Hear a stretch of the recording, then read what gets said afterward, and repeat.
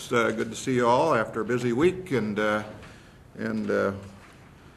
hopefully, I think to some degree, a productive week.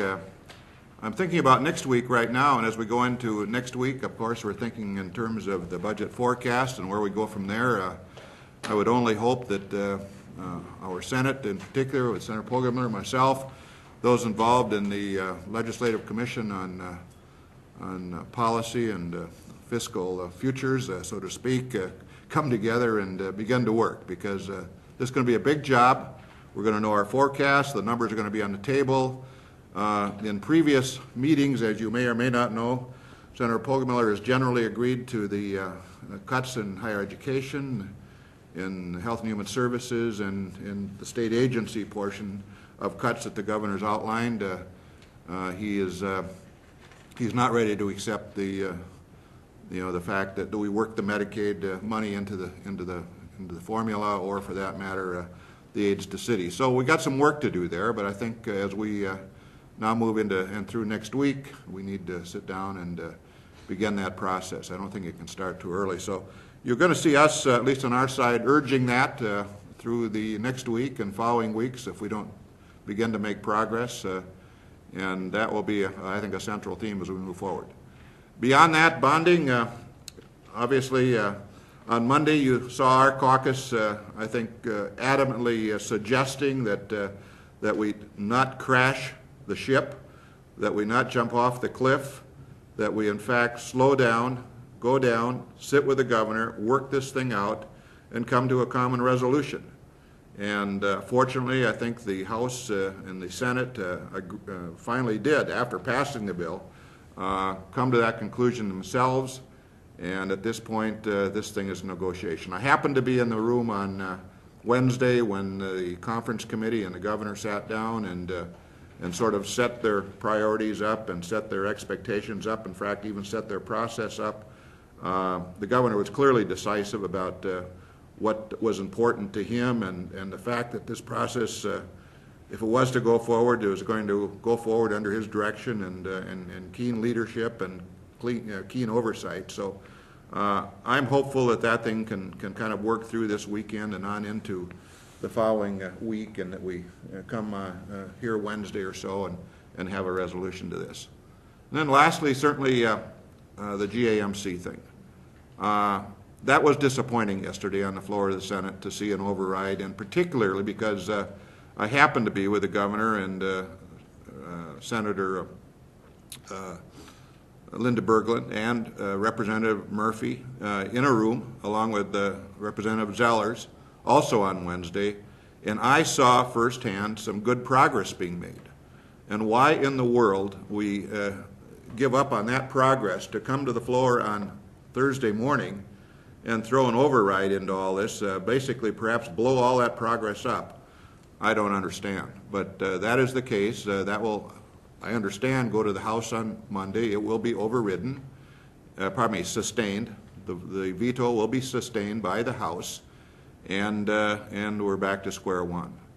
So I'm not sure that was a productive effort at all, and I think, again, we could have done much better simply by working together, making government work as it should, but instead it seems to be in-your-face politics, and that's totally unproductive. And if we continue to go down that road through the budget processes, we're going to be here a long time. So I'm hopeful that last week was a week of gaining some understanding about how this place ought to work and how it ought to work as we go forward on into the future and towards the end of the session. So I'll just leave it. Any questions on anything? If that is the case, and I didn't hear that, but if that is the case, that's good news, because if you will, common sense and some sanity then is prevailing within this process, because these are sensitive times. People can get ginned up about these issues, and I'm glad to hear the governor is continuing to be willing to work within the process, and that we will. We all want a GAMC AC resolution.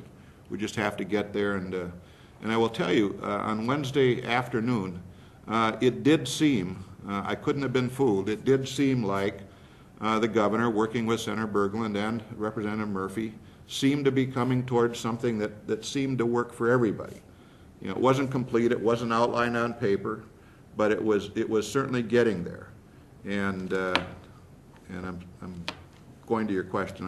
I'm happy to hear that the governor's still extending a willingness to work there, and I suspect Senator Bergel and Representative Murphy then as well will do the same. Where does your caucus stand on this idea of phasing in the budget cuts? Through Senator Pocomo's talked about 300, that kind of thing.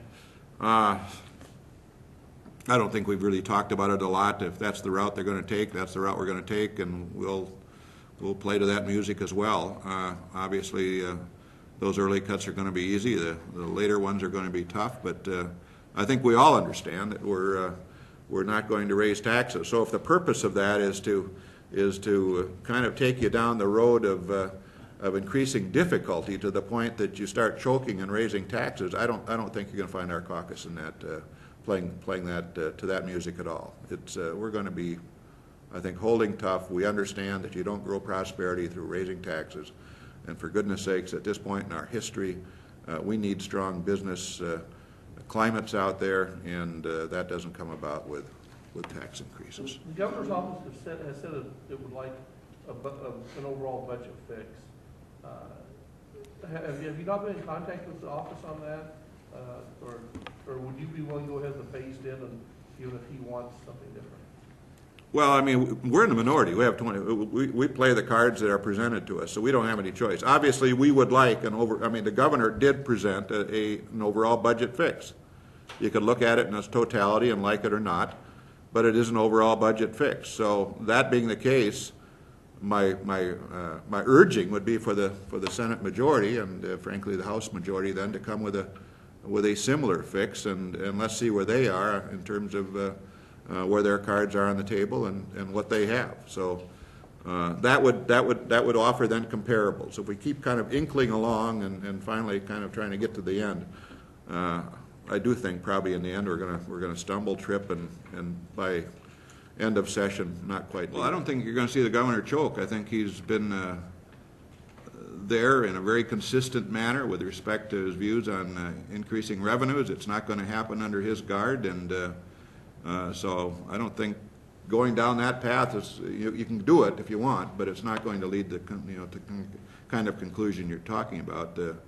If we have to make that ultimate cut in K-12, if that is what is in fact introduced by the majority, why I think you're going to find that we'll be with them on it.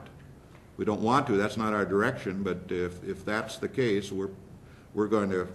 Pardon me. We're not going to be with them on it. We're going to object to that. But we're going to let that process roll out, and we would expect a governor's veto and maybe an unsuccessful end of the session. Well, if you just walk down the street or drive down the highway and thinking about how his life changed since November, I frankly don't see anything that present in a more positive change. I did, however, I would offer, the U.S. Bank people were in, I think, last week, and they were offering that some of the commercial loan activity is picking up a little bit as opposed to 6 months ago, and so that's a positive. So maybe there is, a slight improvement. We can only hope so, but just generally on the street, in my case, my Rochester area builders were up that last week, or this week rather, and it's as bad as it's ever been in their lives. So I'm not sure it's happened, or it's improving to an extent that is probably going to be noticeable. So I would suggest it's probably going to be as it was in November.